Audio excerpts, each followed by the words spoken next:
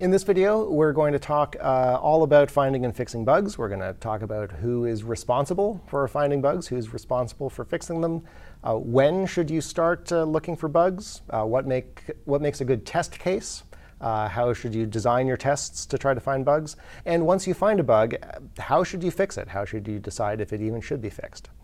So let me start by saying we know that the compiler will tell you that a method is legal C#, right? If it's not, then you'll get a red squiggly underline. The compiler won't work. You can't run your program.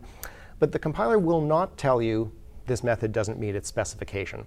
The only way that we have to tell if a method does not meet its specification that we've determined to be practical is test the method, right? See if it actually meets its specification. Now, there is a huge body of practice and a huge body of tools for testing, right? There are many people who have devoted their lives to software testing and to studying software testing. And in this course, we're only going to look at the very sort of basic level of software testing, right? We're not going to look at things like unit test frameworks. There's all kinds of features in Visual Studio that allow you to put all of your tests into a special project, and then with a push of a button, it will tell you how many of your tests pass and how many fail. We're not going to look at anything like that. Before I start talking about specific test cases and how to implement them, and we actually try to test this little method that we've written, I want to go off on a little digression, a little rant about who it is in an organization who is responsible for finding bugs and for fixing them. A lot of companies have separate teams or separate roles for developers and for testers. And sometimes because of that, developers get this idea into their heads that it is their job to cause bugs, and it is testing's job to find the bugs, and then it's development's job to fix the bugs. And I do not see it that way at all. My opinion is that development's job is to write bug-free software. And the testing team is, nowadays, they're usually called the QA team, the quality assurance team. And that name should tell you what it is that they do. They assure quality, right? They assure that the developers did their jobs, right? And QA's real job, in my opinion, is not so much to find bugs, right? But to make sure that the developers did their job and to act as an advocate for the customer, right? To say, this code does not meet the quality bar that our customers would expect. We're going to send it back to development. Development's going to fix it, right? So long story short, who do I think should test code? I think development should test code. I think testers should also test code, but they should do that not in order to find the bugs that are there, but in order to verify that the developers did their jobs. All right, so that rant is over. We'll get on to a different rant now. When should you write your tests? There are a couple of different schools of thought on this. The traditional school is you write the code, you get it running, right? You get it pretty close to good. Then you write a bunch of tests. You figure out where it's wrong based on the tests. You fix the code. You run the tests again. You keep on iterating on this until you've got a product that meets your quality bar. There's another school of thought, which is called the test-driven development school of thought, or TDD, and that says, write all of the tests first, before you've started writing the code, right? All of the tests will fail because the code is only minimally functional, or maybe not functional at all, right? And so you will go to your testing system, and it will say, every test has failed, and you will say, that is good. Because that tells me, first of all, where am I in the project? I'm at the beginning. And second, it tells you my testing system works, right? You would be surprised. There have been test systems in the past that have gotten bugs in the test system itself so that they always report that things are working even when they're not. That's really bad. So the nice thing about test-driven development is your testing system is working, right? All of the tests fail, and then you implement a little bit of software, you run the tests again. Not all of them fail this time. You keep on doing that until all of the tests pass. When all of the tests pass, you're done. If there was more work that you needed to do after all of the tests passed, you probably missed a test. So both of these systems, both the traditional code first, then write tests, and the test-driven approach of write tests first and then write the code, they both have their pros and cons. I'm not going to take a position one way or the other. And in fact, I tend to use a little bit of both when I'm writing software. The important thing is, rather than getting caught up into an argument about which kind of testing philosophy is better, the important thing is that you actually write tests, right? That you actually write code that verifies that your other code is behaving according to its specified behavior. Right? So let's go back to our specification. You remember we had the purpose and the name and the inputs and the outputs and all of this. We had some error cases, and we showed in the previous video how to test the error cases. You say that the array can't be null, right? So you try passing in a null and see what happens. You should get an exception out, and you do. You say the array must not be empty. Well, try it. Try deliberately passing in an empty array. Make sure you get an exception out. And there are ways to automate testing of methods that you want to make sure are returning or are throwing exceptions rather than returning values. We're not going to talk about those in this course. I do want to talk about some ways to test the expected normal non-exceptional cases. Right? So the cases where somebody has passed in a non-empty array of decimals into our maximum method. Now, there are literally an infinite number of possible arrays of decimals that we could pass in. What you want to do is you want to brainstorm up a bunch of different ways that arrays could be different. Right? So here are just 4 ideas off the top of my head. We could say arrays differ in size. We could have arrays that have 1 element or 10 elements or 100 or 1,000 or 1,000,000. Right? We could have arrays that are ordered, right? That go 1, 2, 5, 10, 20. We could have arrays that are ordered in the opposite direction, right? That start at some high number and get gradually smaller. We could have arrays that are not sorted at all, that are in some random order. Right? We could have arrays that have lots of duplicates, right? An array could be 0, 0, 0, 0, 0, 0, 0. Right? Or we could have arrays that have just a couple of duplicates, or we could have arrays that have some small number of duplicates and some large number of duplicates. Lots of different possibilities there. We could say we have arrays that have lots of positive numbers or lots of negative numbers, all positives, all negatives, mixed. There's lots of different ways that we can slice and dice arrays. Now, you want to pick categories that are more or less orthogonal. Now that's a great computer science word. Computer programmers say that 2 things are orthogonal if you can change one without affecting the other. Right? So you think, suppose you are moving north or you are moving east. Well, you can move north without changing the amount of east that you move. You can move east you can move east without changing the amount of north that you move. Right? But if you decide, well, I'm going to move a little bit north and then a little bit northeast and then a little bit east, by moving northeast, you've changed both your north and your eastern coordinate, right? So orthogonal comes from mathematics. Things that are orthogonal in mathematics are at right angles. Is kind of the most basic way to think about orthogonality. You can change one without changing the other. So of our different kinds of test cases, some of them are orthogonal and some of them aren't. Right? So we could have, for example, a size 10 ascending, no duplicates, all positive array. Right? We could have a size 10 descending, no duplicates, positive array. Right?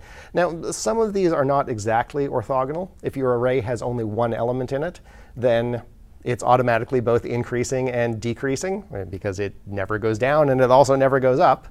It can't have any duplicates if it only has 1 element in it. So these aren't perfectly orthogonal, but they're pretty close. Now, one of the things about choosing a bunch of different orthogonal axes that you can use to build test cases is you can see right here I've got 4 things. I've got 3 options for each. So already we've got 3 times 3 times 3 times 3, which is 81 possible test cases. Now, as I said, some of those get thrown out because there's no size 1 array that has many duplicates, right? But not a lot of them will get thrown out. We probably have many dozens of test cases right here.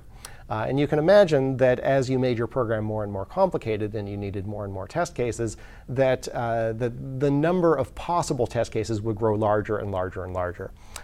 So there's a couple of things you can do. If you're very clever, you can write computer programs that generate test cases for you and generate millions and millions of them. If you want to do more sort of manual testing, then you again pick a representative sample of each of these. And that's what we're going to do for the purposes of this exercise. We'll just pick a few interesting combinations of these different kinds of test cases we could write, and we'll try them out. All right, so let's take a look at the code here. I have got our maximum method from last time. And you'll recall that I broadly hinted in our previous episode that I accidentally and not on purpose introduced a bug into this method that maybe we're going to find with some of these test cases. I've replaced our main method with a call to a new method that I've written called test maximum. So when I run this program, this thing is just going to start running some tests, right? And we'll see what those tests look like in a moment. Now, I've said several times now that before you write a method, you should write a specification for that method. I'm going to skip going through the details of that exercise for this little test method. I think it'll be pretty clear what the purpose of this thing is. It's to test the maximum method. So let's take a look at the text of this thing. So what am I going to do here? This method is a static method. It's void. It doesn't have any return value. Right? It's called test maximum. It doesn't take any arguments. It has no parameters. Right? What does it do? Well, I'm going to make a bunch of different possible test cases here. So I'm going to say, well, I want an array that has one positive decimal in it. I want an array that has one negative decimal in it. I want an array that has 1 0, and one that has 10 ascending, no duplicates, positive decimals in it. And I could continue on like this and come up with a couple dozen different test cases. I'm not going to do that just for the purposes of time. Right? OK, so now once I've got all of these possible test cases, these are all things that I could pass into our maximum method and verify that it returns the right value. What am I going to do? Well, I have a condition here. Right? Either the test passes or it doesn't. Right? So I'm going to say if maximum of 1 positive is equal to, well, what should it be? Well, clearly it should be 123.4, right? So if it is equal to this, then I'm going to write out that it passed. If it's not equal, then I'm going to write out that it failed. Now, this is 4 lines of code here. You can imagine if I had a couple of dozen test cases here, that this code could get very, very long, right? I would then have to say, I could then cut and paste this code, and I would say, OK, well, if maximum 1 negative is equal to, now I have to check what this thing is. This is negative 456.7 m. Oh, and I have to change this here, 1 negative. And I have to change this here. All this cutting and pasting is, first of all, very error prone. You'll notice I just had to change 3 or 4 things there. And if I could have forgotten one of them, and now my test case is wrong, right? And I'm potentially testing a test case that's going to fail unexpectedly because the test case is wrong, or even worse, the test case is not going to fail because the program actually does have a bug. Also, any time that you are cutting and pasting code, you should be thinking, wait a minute, if I'm doing the same thing twice, shouldn't I be making a method that implements that abstraction for me? Right? I've got some abstract operation that I want to perform here. So what is the operation that I want to perform here? Well, I have 2 things. I have a value that I have observed is returned from this call. I have a value that is expected.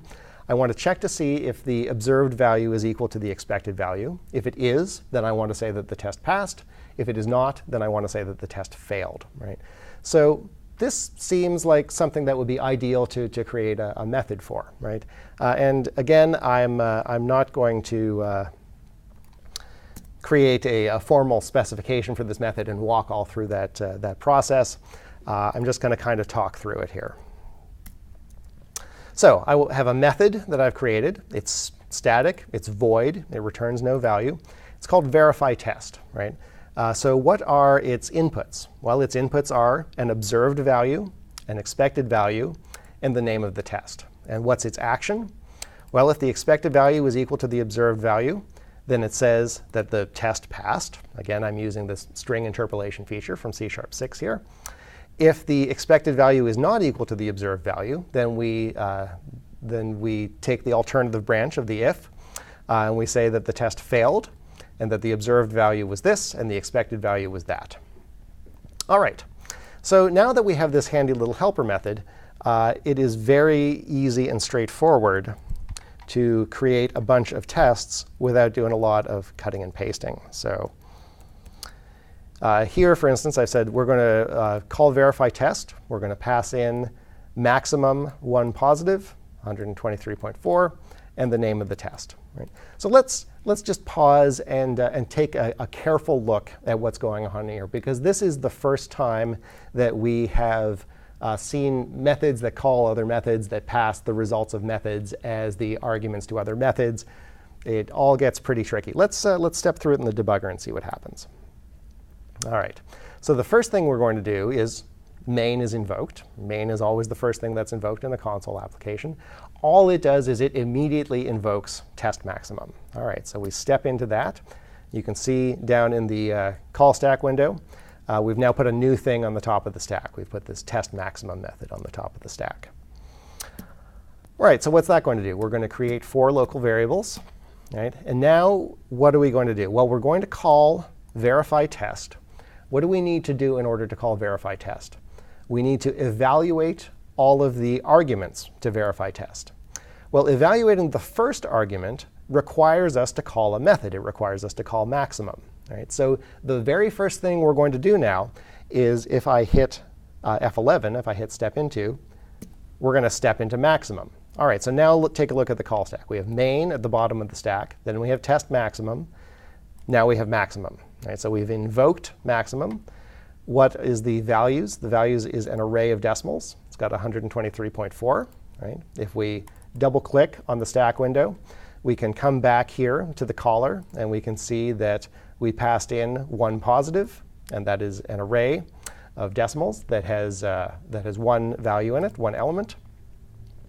Step back down to maximum. All right, so now we check to see, is it null? It's not. We check to see, is it length 0? It's not. We say, well, the biggest so far we've seen is 0. We go through each item in the values array. There's only one of them. Right? So item will take on the first value. When you look at this now, item is 123.4. Now we say, is item bigger than the biggest so far? The biggest so far is 0, so clearly it is. Right? So we say biggest so far is now equal to item. We go back to the top of the loop. Have we gotten through every element in this thing? Yes, we have. There was only one. So we return the biggest so far. All right, so now we have stepped back to where we came from. You remember that C#, the runtime puts on the stack saying, what do I have to do after this thing returns? Well, after maximum of 1 positive returns, the next thing it needs to do is to call verify test.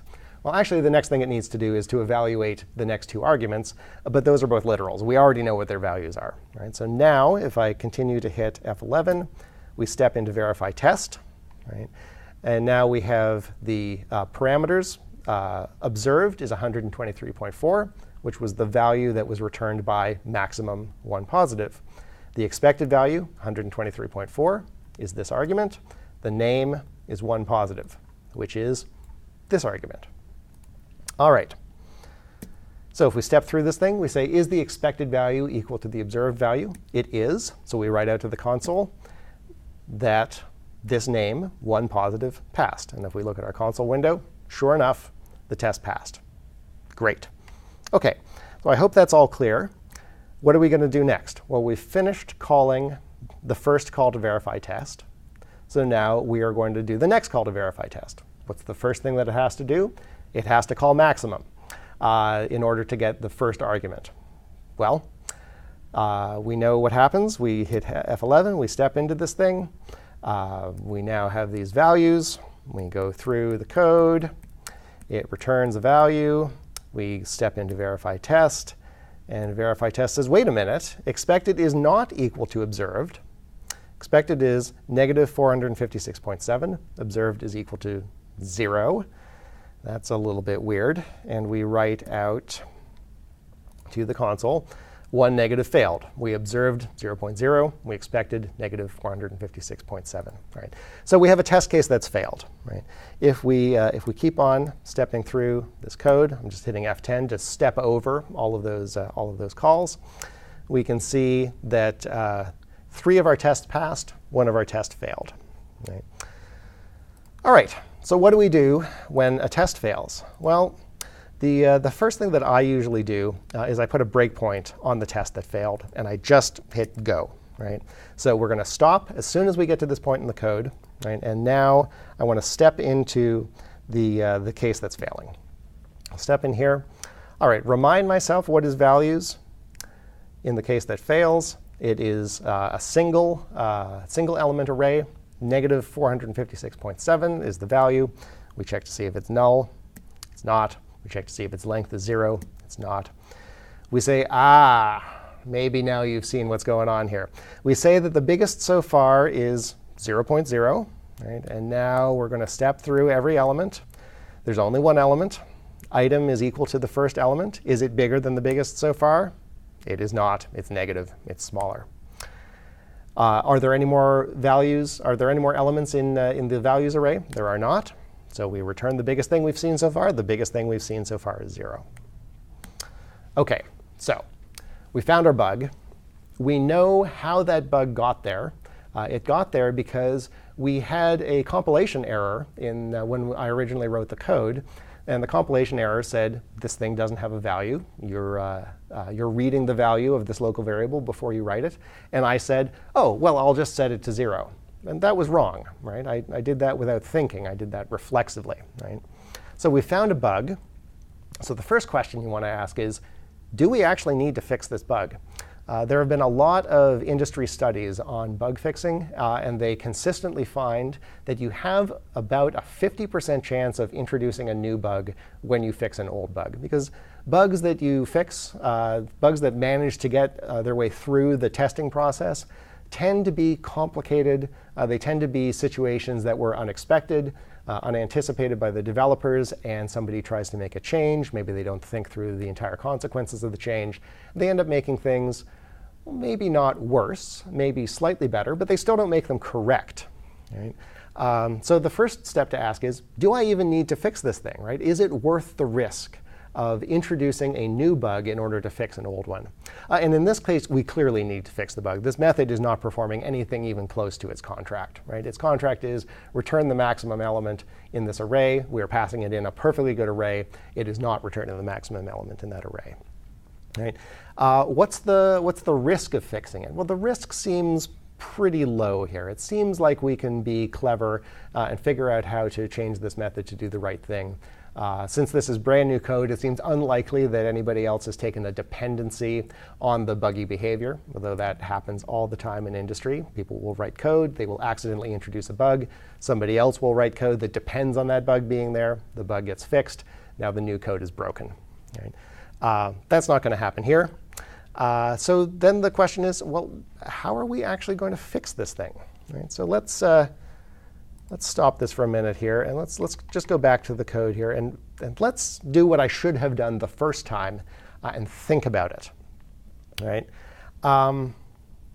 We need to initialize the value of biggest so far to something. What should that be? Well, it can't be 0, because there are things that are smaller than 0. Right? So what about the smallest possible decimal? The most negative possible decimal, right? The decimal that will always be smaller than everything else except for itself. You might wonder what that thing is. I don't know what it is offhand, but I do know that there is a property on the decimal type called decimal.maxValue and 1decimal.minValue. And there are similarly there's double.maxValue, double.minValue, the integers, all of the numeric types have these maximum and minimum value constants that you can use in your programs. So this is now correct. If we were to run this program, take a look at the output after we remove this breakpoint, we would see all of the tests pass now. And if I were to write more tests, then you would see that, yes, they would all pass. This code is genuinely correct. But I don't like it. And let me explain to you why it is that I don't like this code. Here we said this variable is the largest thing that we've seen so far. What value do we give it? Decibel.min value. Is that the largest thing that we've seen so far? It is not. Right? It is not even in the array in any of the test cases that we've considered, although this does bring up a good point.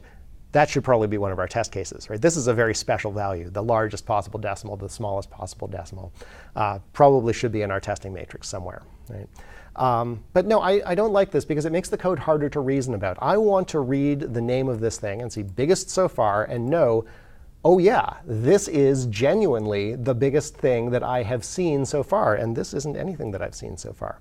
So let me tell you how I would actually rather implement this code. I would rather say, you know what? We know that there are more than 0 elements in this array. There's 1 or more element in this array. We know that because if there had been 0, we would have thrown already. Right? So we can definitely say that there's at least 1 element. So let's say that the biggest one we've seen so far is the first of them, values 0. All right. So now, what's going to happen when we go through this code? Let's just try it. Let's take a look at a test case. Right. We will step into our testing function. We will step into maximum. All right. What's values? It's an array. It has 1 element, 123.4. Right. It's not null. It's not of 0 length. The biggest thing that we've seen so far is the first element, right, 123.4. Now we're going to step through each element. We're on the first element, 123.4. Is this bigger than the biggest thing we've seen so far? No, it's not. It's equal to it. So we're going to skip it. And we're done. Right? Now, you might say, well, this seems like it's potentially slow, right? We just checked this thing twice, in a sense, right? We did not have to check the first number in the array to see if it was bigger than biggest so far. We already knew that it wouldn't be because they're always going to be equal to each other. You could write a bunch of code in here that tried to skip the check to see whether the item is bigger than the biggest so far if we're on the first item. And that might be an interesting exercise for you to do, but don't do it for performance reasons. These machines run billions of operations per second. And what we're talking about is optimizing one of them. Right? So unless your program really depends on that billionth of a second, don't try to solve performance problems that you don't even have. And that you might be making worse. Right? There are lots of ways to optimize programs for performance, and none of them involve tiny little micro-optimizations like this. Right? This is perfectly sensible code. It is perfectly fast. All right. So I've made a change to the code here. I think it's correct. I'm not sure that it is. I'm going to run my tests. Sure enough, they all pass. The code is correct. I'll just tell you that right now. The key thing here is if you have some kind of bug or problem or syntax error or whatever, think about it. Right? Don't just start writing code to make the problem go away. Think about what led to this problem in the first place. Right? The initial cause of this bug was we had a variable. It was not initialized before it was read. We initialized it to the wrong value. Right? In our next video, we're going to take a look at some more techniques we can use, some more advanced techniques, to try to find bugs like this earlier while we're testing code, and to give a more sort of descriptive reason behind what's going wrong with the code. Summing up, development is, in my opinion, responsible for the quality of the code. Quality assurance is responsible for making sure that development did their jobs and for being an advocate for the customer. You want to think about your test cases while you are writing your specification, because you're often going to use your specification to help drive the test cases. The test-driven development process is write the specification, then write a bunch of tests, Then the tests will start failing, keep on writing code until all of the tests pass. The traditional way to do it is to write a bunch of code and then write a bunch of tests that verify the code. They've got their pros and cons each way. They're both in common usage in industry. When a test finds a bug, use the debugger. That's why it's called a debugger. Use it to understand the problem. If you think you have a fix for a problem, don't just make the fix. Think about it. Right? Think, am I changing the meaning of a variable? Am I making this code harder to reason about? Am I actually fixing the problem? Is somebody else going to be broken by my fix here? And just reflect on, how did you get into this mess? The best mistakes to learn from are other people's, but you can learn from your own mistakes too.